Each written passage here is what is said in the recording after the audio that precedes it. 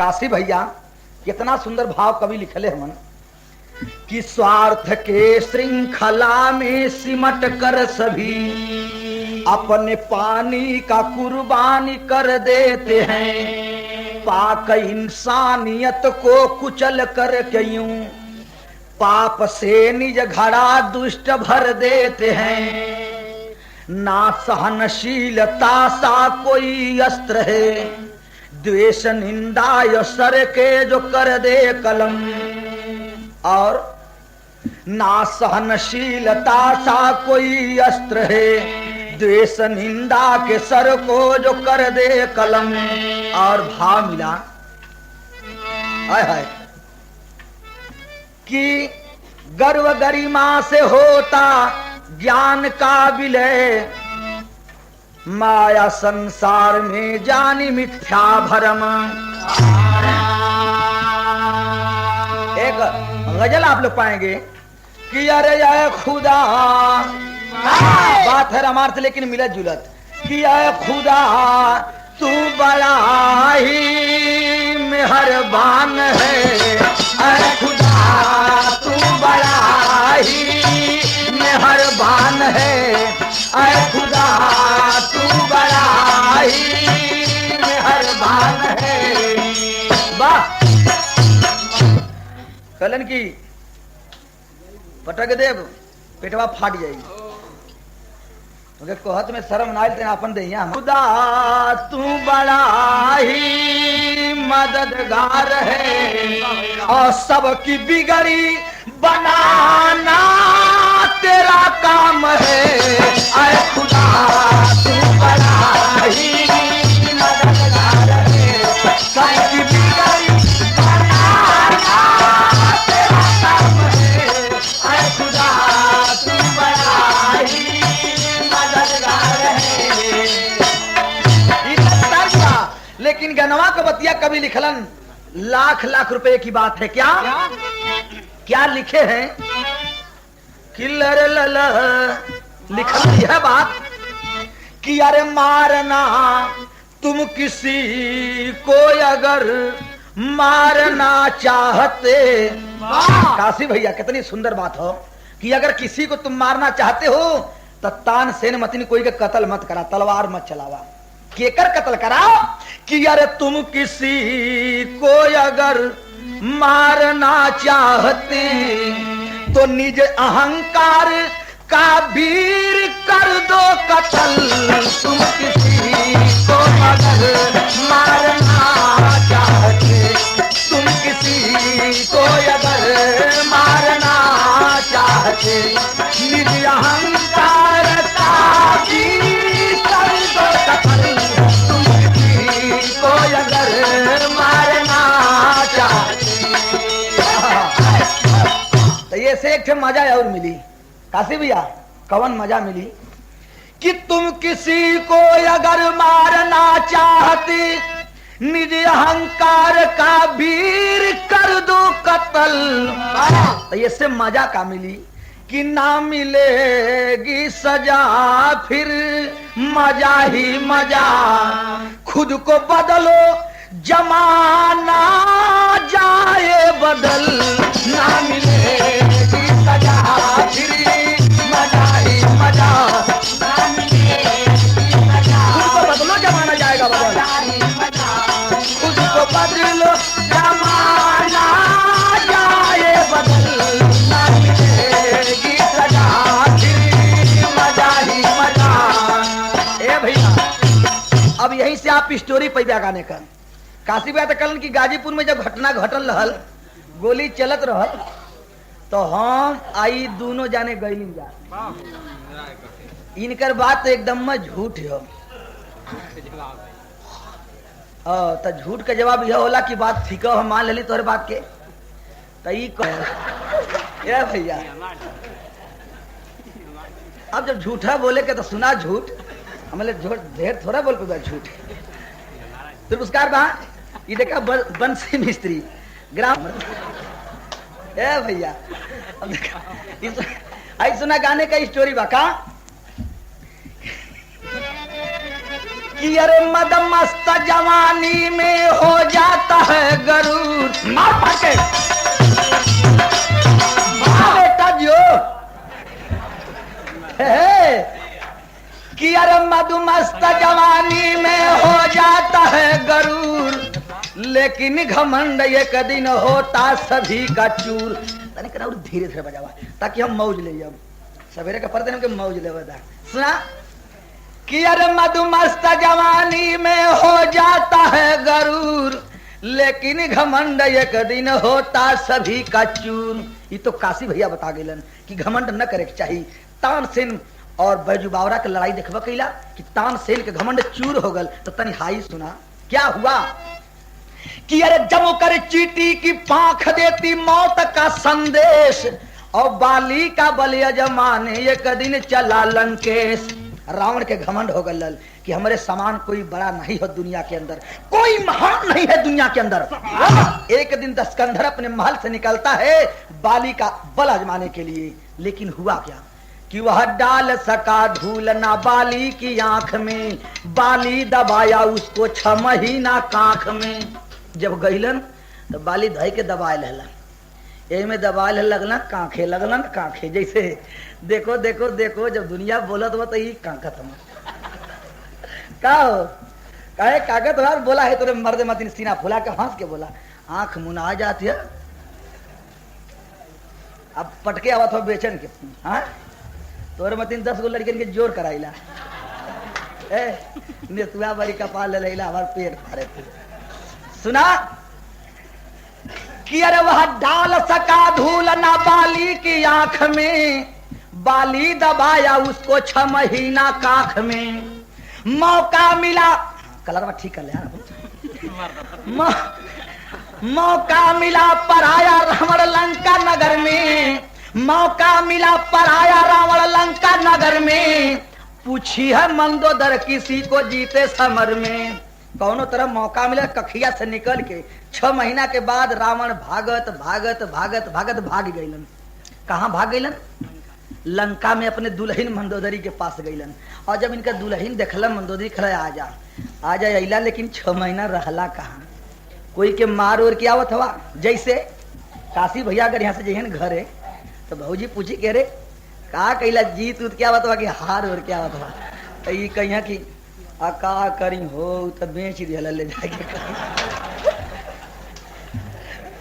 ए भैया वह बतिया यहाँ आ गई कैसे कि अरे दोनों आंखों में लाली उतर ही गई, दोनों आंखों में लाली उतर ही गई। जोश में हो सखोया पहलवान वह, अरे अपने पाहुन का बदला चुकाने चला। बोला रावण अरे हित जाना संभल, लेकिन मायावी नाम का दानव घमंड में चूर चल दिया, बाली से अपने बहनोई का बदला चुकाओ बदे। देखे तर्ज मिलल जवन माता और बहन लोग गावल हैं तनी बढ़ जा चल। हाय तर्जवा उहे बा कि अरे बोहरिया पर मेलावा में, अरे भैया न भेटाए हो बोहरिया पर मेलावा में। और कभी कभी गावल की अरे बसवरिया में सुगाना, अरे बोल हरी बसवरिया में सुगाना, बोल हरी बसवरिया में सुगाना, बोल हरी बसवरिया में सुगाना। लेकिन जब मायावी नाम का दानव चल दिया तो कभी वहां उपमा लेकर भाव दिए कि गरहिया चलल सागर के, अरे गरहिया चलल सागर के, अरे थावे गहराई हो गरहिया चलल सागर के था, अरे गहराई हो गरहिया चलल सागर के था, अरे गहराई हो गरहिया चलल सागर के। अरे सरिता का जोरावा की नरवा वो राई गईले, अरे शेरावा से कर खर गोसवा ढिठाई हो गरहिया चलल सागर के, अरे थावे गहराई हो। लेकिन चल दिया तो गरजते हुए तर्ज पैया आप लोगों वही शारदा सिन्हा वाली तर्ज बा कि अरे अपने बलमा के अहो काती भैया ये नहीं है तू कल ना हम ही कल लाली तई तर्जवा बाकी अपने बलमा के, अरे अपने दुल्हा के जगावे सांवर गोरिया, नजरियों से मोर मोर के। है लेकिन जात बा मायावी नाम का दानो गरजत, और कैसे कि अरे गर्जन लगा मायावी दानो बल करिया, डहरिया में जोर जोर से गर्जन लगा मायावी दानो बल करिया, डहरिया में जोर जोर से गर्जन लगा मायावी दानो बल करिया, डहरिया में जोर जोर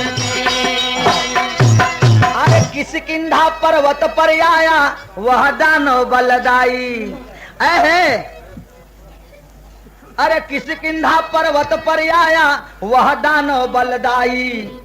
अरे एक साथ बैठे जहां अब बाली सुग्रीव दो भाई, गर्जन लगा बहादुर, अरे गर्जन लगा बहादुर दान दुराचरिया, डहरिया में जोर जोर से।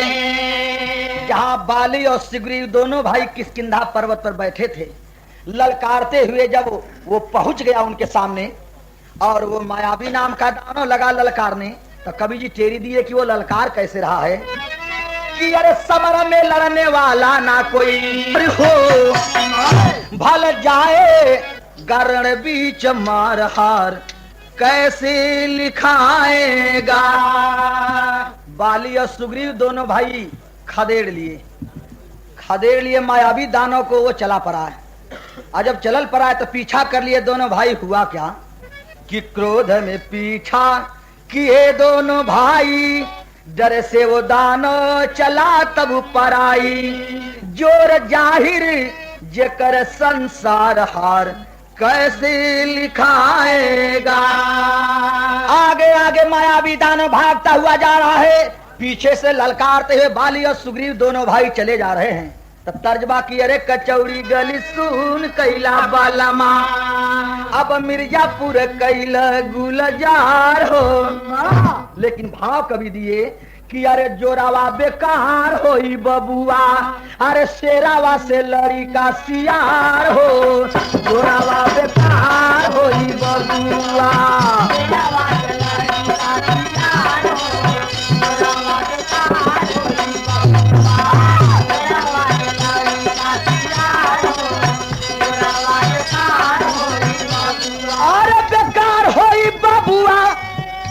अब बेकार होई बबुआ की,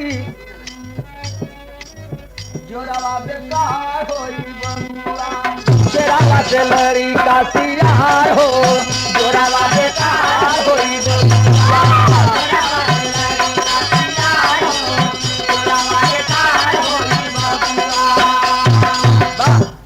तो घुसी गया दानो एक कंदरा में जाई, बाली भी घुस गए सुग्रीव के चेताई, मोरे राम जोरावा बेकार होई बबुआ, अरे 15 दिन करिहा इंतजार हो। हाय हाय भागते भागते गुफा में जाकर के मायावी नाम का दानव छिप जाता है, घुस जाता है। बाली भी पीछे पीछे गए, सुग्रीव को कहे कि सुग्रीव भैया तुम इस गुफा के दरवाजे पर इंतजार करो, मैं गुफा के अंदर जा रहा हूं, उससे लड़ाई जरूर करूंगा, लेकिन तुझे एक बात चेताता हूं कि अरे 15 दिन करिहा इंतजार हो। इस गुफा के दरवाजे पर 15 दिन तक मेरा वेट करना, इंतजार करना। 15 दिन के अंदर में अगर मैं नहीं आऊंगा तो समझ लेना भैया कि तेरा भाई बाली लड़ाई के मैदान में गुफा के अंदर ही मार दिया गया।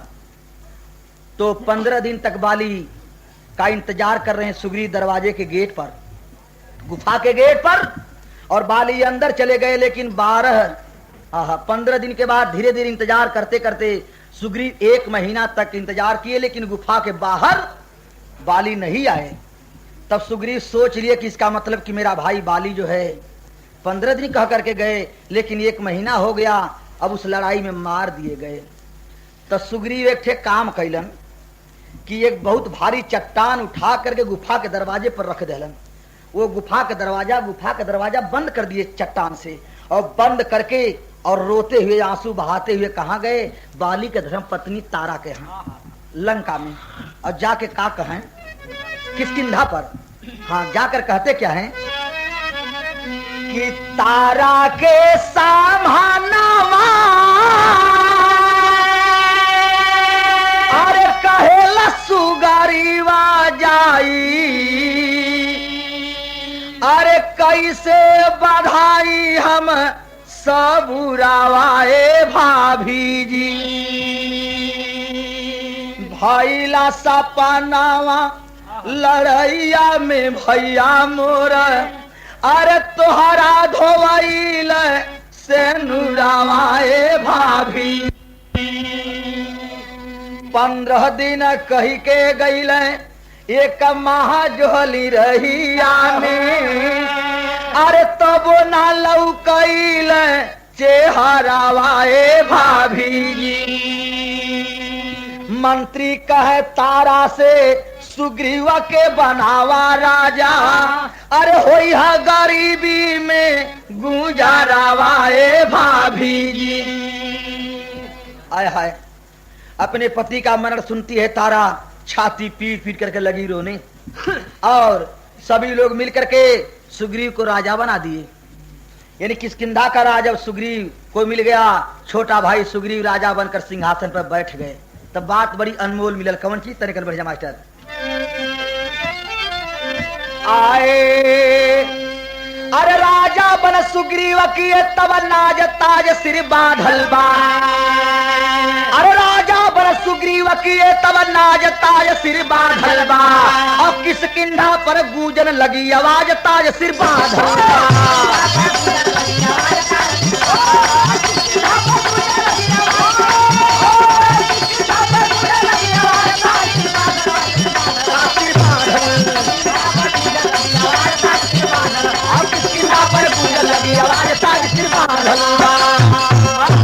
किष्किंधा पर गूंजन लगी आवाज ताज सिर बांधल बा और इधर गुफा के अंदर से बाली मरे नहीं थे प्रेमियों निकले लेकिन कितने दिन के बाद निकले मार के राक्षस को बाली जब राजधानी में आए हो और सिंहासन के ऊपर उस दम सुग्रीव को बैठे पाए हो अरे बाली कहे कि ना आवेले लाज ताज सिर बांधल बा अब बिन मारे ना छोड़ब तोहके आज ताज सिर बांधल बा अरे दुष्ट मुझे तुम गुफा के अंदर बंद करके आकर यहाँ राजा बन गए बिना मारे तुम्हें छोड़ूंगा नहीं अब देखें थोड़ा सा भाव भाई भाई का मिला कि अरे भाई के समान कोई ना दोस्त दुनिया में भाई के समान कोई ना दोस्त दुनिया भाई के समान कोई ना दोस्त दुनिया में अरे भाई के समान कोई ना बैरी संसार अरे जवान भाई बहिया पूजावे रनवा में अरे उन्हीं के मारल चाहे बाली बदकार ए बाबू जनवा के डर से सुग्रीव छोड़ भवनवा अरे ऋषि मुख पर्वत पर मन मार बाली अपने छोटे भाई सुग्रीव को जान से मारने के लिए जब खदेड़ा तो सुग्रीव भाग कर पहुंच गए ऋषमुख पर्वत पर और जाकर वहां रहने लगे क्यों ऋषमुख पर्वत पर रहने लगे हरे जहां मतंग मुनि के श्राप के कारणवा अरे आया नाही बाली रख लिया भाई का नारे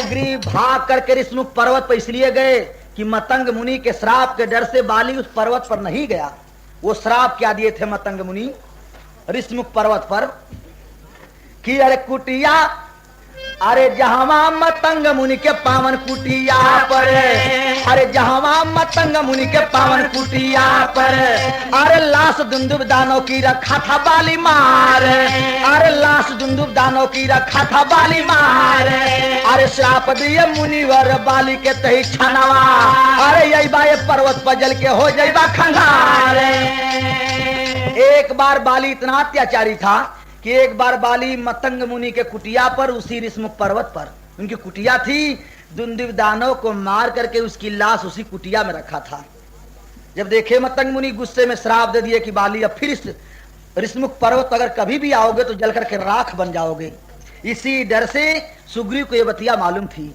इसी डर से बाली उस पर्वत पर नहीं गया, ऋषमुख पर्वत पर, और सुग्रीव वही रहने लगे ऋषमुख पर्वत पर। तो हुआ क्या कि कुछ खास साथियों के साथ सुग्रीव जी अरे रहला विपतिया में दिनावा गुजारे, अरे रहला विपतिया में दिनावा गुजारे। अरे सिया के खोजत राम लखन जब गईले, अरे सिया के खोजत राम लखन जब गईले, अरे ऋषिमुख पर्वत पर भइल दीदार, अरे ऋषिमुख पर्वत पर भइल दीदार। अरे रोई रोई विपतिया सुनावे न सुग्रीव जी, अरे तार के हार से होके राम जी जुझार। अरे महाबली बाली को मार दिए बनवा, बाबू महाबली बाली को मार दिए बनवा। अरे गिरी के जमीन पर बाली किया है पुकार। भगवान तार के आर से होकर के बाली को बाण मार दिए जरूर, लेकिन जब जमीन पे गिरा है बाली तो उसके मुख से आवाज निकली। उसके मुख से आवाज क्या निकली, थोड़ा सा बढ़ जा मास्टर। आए हे कि अरे कवने कारण ना भयल गुजारा भगवल, अहम तय बैरी भैली सुग्रीव पियारा भगवल।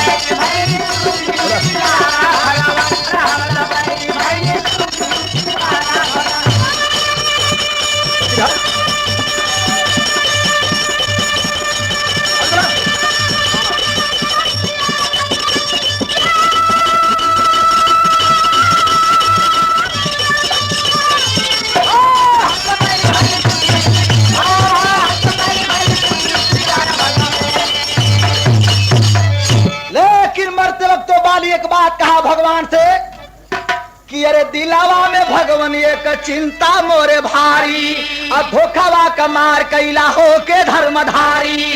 तोहरे हवाले अंगर तारा भगवान, हम तो बैरी भैली सुग्रीव पियारा भगवान। अरे भगवान आप धर्मधारी योद्धा होते हुए भी मेरे साथ धोखा की मार किए। तब भगवान कहे बाली से कि अरे बोले भगवान बाली कर दूंगा अमर हो, तो बोला बाली प्रभु तन जाएदा बिसर हो, जरत जियरवा जन जारा भगवान। भगवान कहे बाली अगर तुझे दुख है तो तुझे अमर कर दूं। बाली कहा नहीं भगवान आपके हाथों में मारा गया हूं, मेरी नैया भवसागर से पार हो गई, मुझे मर जाने दीजिए भगवान, मेरी मुक्ति बन गई। कहा बाली कि एक चीज मुझे दे दीजिए। क्या चीज, क्या कहा कि स्वर्ग गए बाली गणेश गुरु राम लाल की पारी, कथन कर चंद्रिका कवि और भजते सदा पुजारी हो, समर में लड़ने वाला ना कोई, बेचल रामा कवि पा गए प्रेम का माला, समर में लड़ने वाला ना कोई।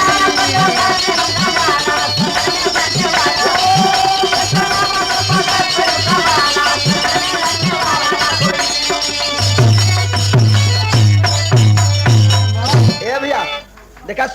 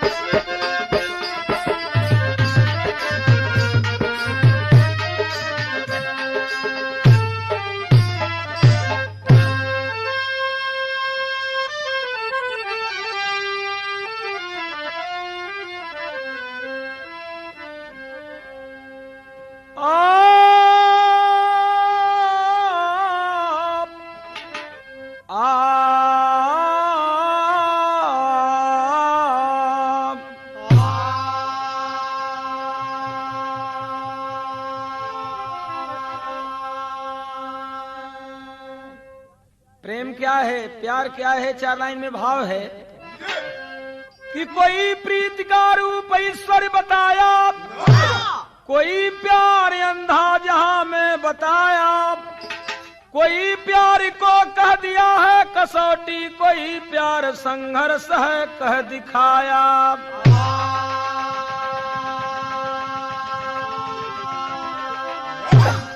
कि रिश्ते नहीं प्यार में कोई कहता, अमर प्यार में कह कोई फांसी लगाया। मगर प्यार क्या है समझ में न आता, काशी ने चाहा मगर हो न पाया।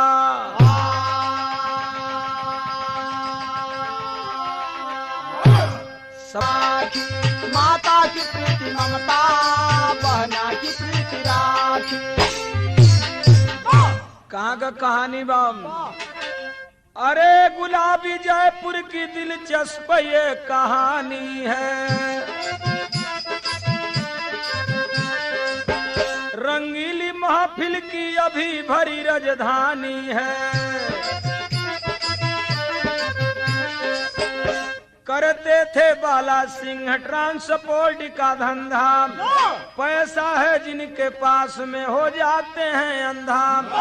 बिटिया थी रूप कमर 16 साल की कली, अमीर की बेटी थी अमीरी में पली। अमीर की बेटी थी अमीरी में पली, अमीर की बेटी थी अमीरी में पली। अरे भैया जयपुर आप जानते हैं जिसे पिंकी टाउन कहा जाता है, गुलाबी शहर कहा जाता है। वहीं पर बाला सिंह की लड़की जिनका ट्रांसपोर्ट का धंधा था, लड़की का नाम था रूप कंवर। धीरे धीरे जब जवानी के दहलीज पर पांव रखती है, भंवरे मड़राने लगते हैं, जवानी बड़ी खतरनाक होती है। तो वहां का तर्ज आऊ है बा कि गवन की रात दुखदाई रे, अब ही लेना भूले। गवन की रात दुखदाई रे, अब ही लेना भूले। गवन की रात दुखदाई रे, अब ही लेना भूले। लेकिन कहना बम कि बैरी हो ले नौजवानी हो, कैसे के सहाई। बैरी हो ले नौजवानी हो, कैसे के सहाई। बैरी हो ले नौजवानी हो, कैसे के सहाई। कि सबसे बड़ी है नशाई जवानी, लौकेला कुछ नाई सोना की चानी। लौकेला कुछ नाई सोना की चानी, लौकेला कुछ नाई सोना की चानी। अरे चढ़ी जाई बन के नूरानी हो, कैसे के सहाई। चढ़ जाई बन के नूरानी हो, कैसे के सहाई। चढ़ जाई बन के नूरानी हो, कैसे के सहाई। ए भैया धीरे धीरे रूप कमर पर जब 16 साल गुजर गई, धीरे धीरे सांवले बदन पर पानी चढ़ल, तो वो समय का तरज बाप कि अरे रूकली हो राजा, अब रूकली हो राजा, जवनिया में गड़िया रूकली हो राजा। जवनिया में गड़िया रूकली हो राजा, जवनिया में गड़िया रूकली हो राजा। रूकली हो राजा, रूकली हो राजा, जवनिया में गड़िया रूकली हो राजा।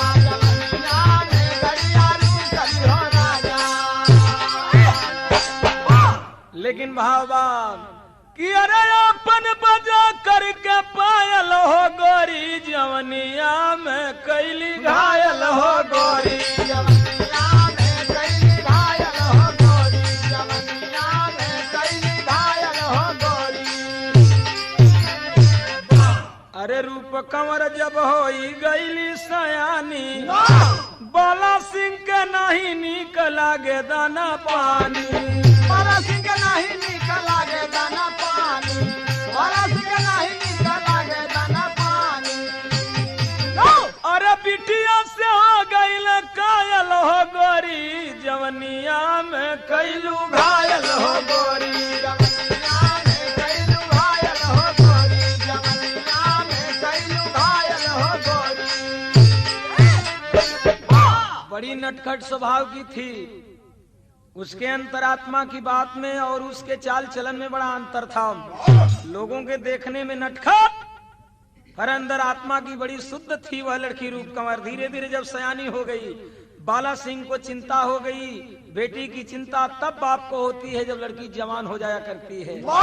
तरजिया हुआ है बा कि बोल जिन बोला हो, बोल जिन बोला पपिहरा हरि के बोल जनी बोला, पपिहरा हरि के बोल जनी बोला, पपिहरा हरि के बोल जनी बोला।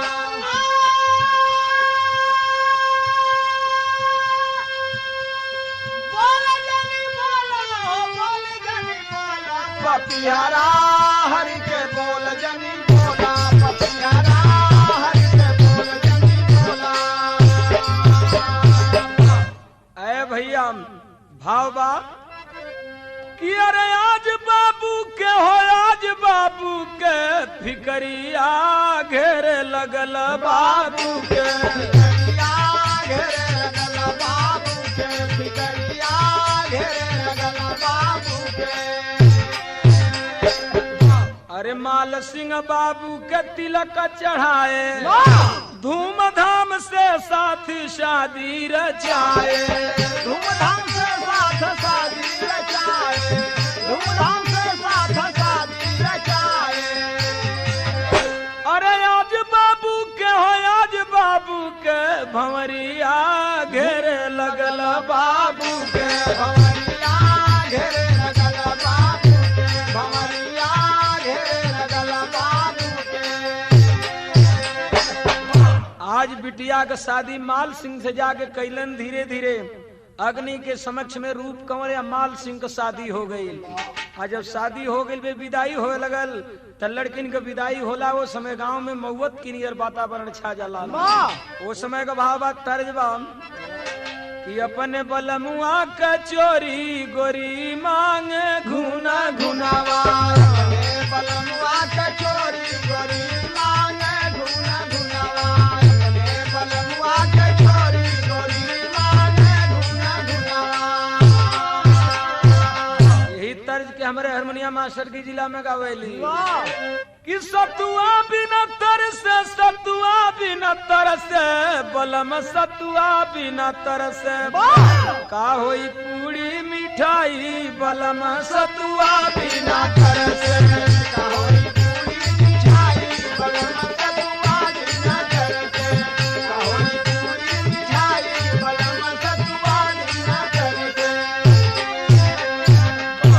लेकिन आज कहनाम बा कवि के कि बेटी कहोले विदाई कोई से कैसे सहाई, बेटी कहोले विदाई कोई से कैसे सहाई, बेटी कहोले विदाई कोई से कैसे सहाई। कि बाबू कहो जले अजबे हलतिया, मालूम होले कि भइल मौतिया कोई से कैसे सहाई, आवेले खूबे रोवाई कोई से कैसे सहाई, आवेले खूबे रोवाई कोई से कैसे सहाई, आवेले खूबे रोवाई कोई से कैसे सहाई। अरे भैया आज विदाई का वक्त आ गइल बा। बाबू कहलन बिटिया से कि देख बेटी, अपने बाप की पगड़ी संभाल करके रखना, खानदान में दाग न लगे। बेटी चली गई ससुराल में। भाव है कभी काम, अरे ज्वाला में नूर हूर का जले, ज्वाला में नूर हूर का जले, पद्मिनी जले रतन शंकर दी गई मजबूर। अरे भैया कब करी कहानी बाम कि 17 जनवरी 89 वाला दिनवा हो, रूपा कंवर माल सिंह के बनली माया नावा। 10 दिन साथे रही के ऐली नई हरवा हो, 3 माह बाद भैली, 3 माह बाद गैली पिया के भावनावा। माल सिंह के पेटवा में उभरल दर्दिया हो, आंत के बीमारी बनी गईली करनावा, कि भैली दवाई नहीं अरे तनी को आराम भैले। 6 बजे 17 जनवरी 1989 को अपने ससुराल गई, 10 दिन रह करके फिर नैहर आई और 3 महीने के बाद जब फिर ससुराल जाती है, अचानक उसके पति माल सिंह के पेट में आंत की बीमारी थी, उभर गई और लाख दवाई के बाद मर गए। माल सिंह विधवा हो गई। वह रूप कंवर उस समय का भाव है। लड़की रो रही है कि रोवे ले माया नवा कहवा, अरे गईला मोरी सजनवा हो, मनवा पागल भइले ना, मनवा पागल भइले ना। सावन बन गईले नया नवा हो, मनवा पागल भइले ना, सावन बन गईले नया नवा, मनवा पागल भइले ना, सावन बन गईले नया नवा, मनवा पागल भइले ना। कि कैसे कटाई हमरो अरे रतिया और दिनवा, मनवा पागल भइले ना। तोहरे बिनु तड़पे परनवा हो, मनवा पागल भइले ना, तोहरे बिनु तड़पे परनवा, मनवा पागल भइले ना, तोहरे बिनु तड़पे परनवा, मनवा पागल भइले ना। आज मुड़िया डोलाए डोलाए के रोहत बागी, अरे सैया जी तोहरे बिना कैसे जियो। वही वक्त में एक ठे गांव का बुढ़िया में हरारू वही जया गई। आ कहलस का कि हल्ला मचाइए का, अरे बुढ़िया जननवा, मनवा पागल भइले ना, मनवा पागल भइले ना। चढ़ली सती जिले असनवा हो, मनवा पागल भइले ना, चढ़ली सती जिले असनवा, मनवा पागल भइले ना, चढ़ली सती जिले असनवा, मनवा पागल भइले ना। बोले वही गांव के एक बुढ़िया कह दिया कि ओहो इत एकर मरद मुँह गइल बा, एकरा पर सती जी चढ़ गइल बड़ी, कहतेड़ी जब इहो सती होई। आखिर गांव नगर वाले जुट गए और धीरे से जबरदस्ती वो के डोली में बैठा लिहलन। लड़की रोवत बा, ऊ का जाने जे कुल का करी हन। देवर ससुर सास गांव वाले मिलकर के जबरदस्ती रूप कंवर को डोली में बिठा लिए और एक तरफ उसके पति माल सिंह की लाश को लेकर मसान घाट की तरफ जाने लगे। कैलन का चांदनी फिल्म का तर्जबा,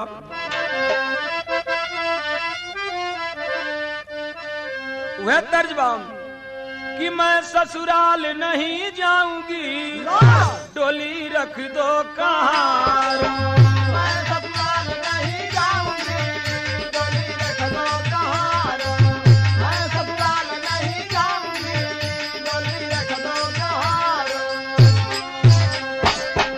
अरे डोली के दिहल सजाई हो, मिली पंडित पुजारी, डोली के दिहल सजाई हो, मिली पंडित पुजारी, डोली के दिहल सजाई हो, मिली पंडित पुजारी।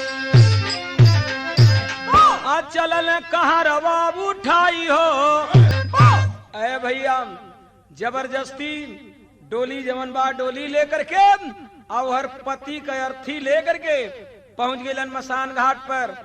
पति का लाश धर के ऊपर से लकड़ी रख के चिता धरा दिहलन।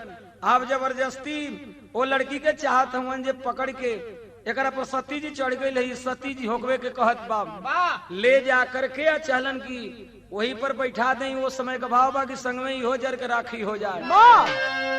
अरे कैसे कुसुमित होई चमनवा जनवा जाई हो, असेतिहा बाटे अबला का परनवा जनवा जाई हो, सतिहा बाटे अबला का परनवा जनवा जाई हो, सतिहा बाटे अबला का परनवा जनवा जाई हो।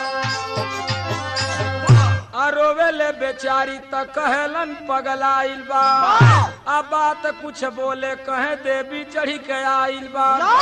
रूढ़ी बाद में फंस गई वतनवा जनवा जाई हो, अझंके मैया धरती हो गगनवा जनवा जाई हो।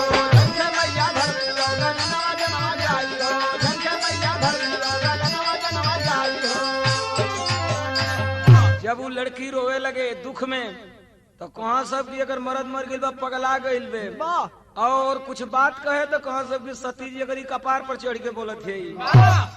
जबरदस्ती वो लड़की के साथ कैलन का तो नहीं बढ़ा दे मास्टर। अरे जैसे सुगनवा पिंजरवा में घेरैले,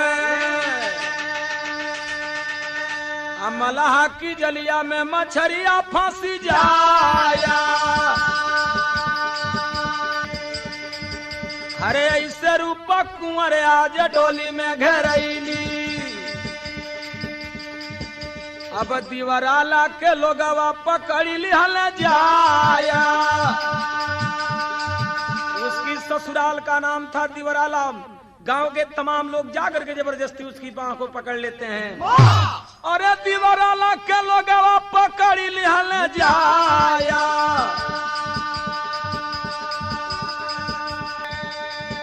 अब शादी के पोशाक सब दिहल पहिराया।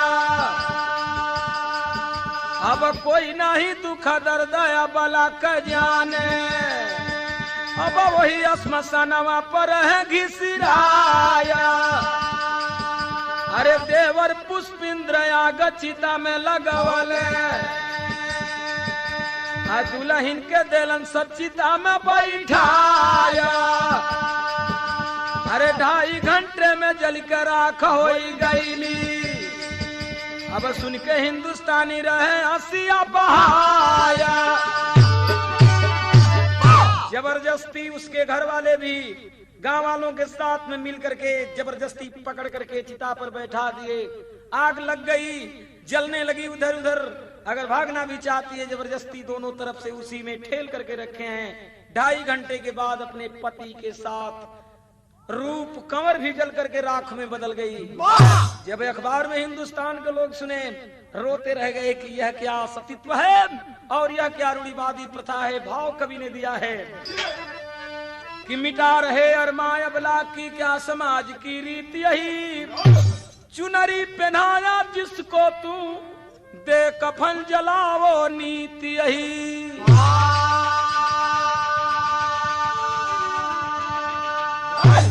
कि पत्नी अगर मर जाए तो 10 शादी करना कबूल है, मर जाए पति तो साथ जले क्या तेरा यही वसूल है।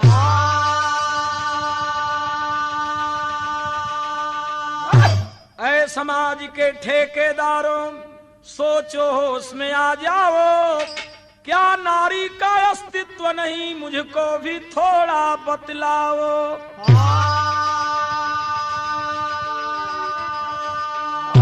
कि सृष्टि का सर्जन करती है, संहार क्षमता है इसमें, विध्वंस विश्व का कर देगी, रोकेगा कौन शक्ति किसमें।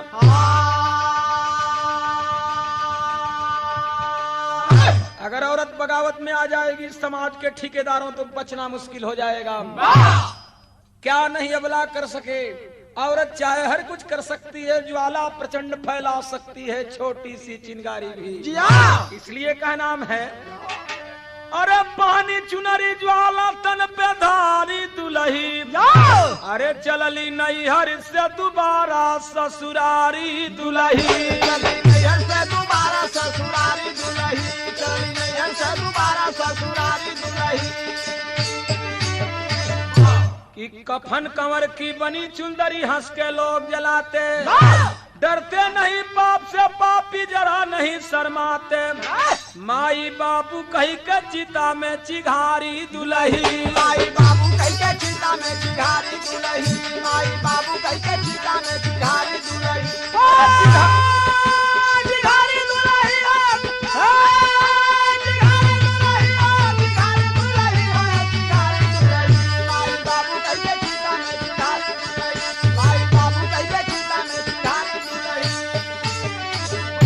क्या समाज की रीत है दोस्तों।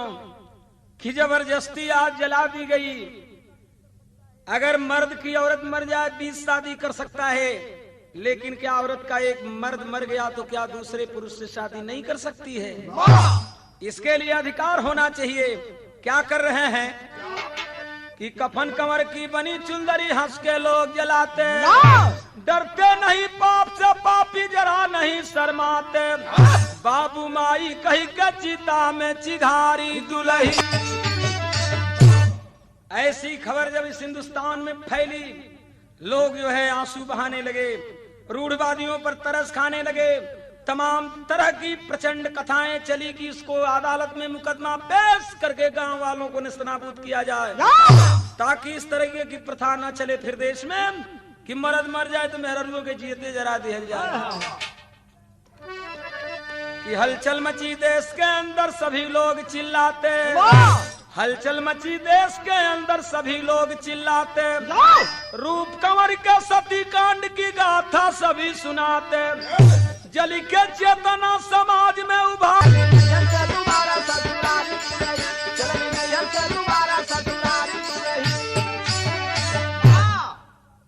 भाई साहब, इस तरीके की वारदातें आज हिंदुस्तान में हो रही है, फिर भी कहते हैं हम आजाद हैं। कागज पर लिखने के लिए आप आजाद हैं, बोल लीजिए कि आजाद हैं। आजादी में जो होना चाहिए आपके साथ हो नहीं रहा है। यह तो जमाना अंग्रेजों से भी गया गुजरा है। इसीलिए भाव है कि हलचल मची देश के अंदर सभी लोग चिल्लाते, रूप कुंवर के सती कांड की गाथा सभी सुनाते, जल के चेतना समाज में उभारी दुल्ही, चलली नैहर से दोबारा ससुरारी दुल्ही।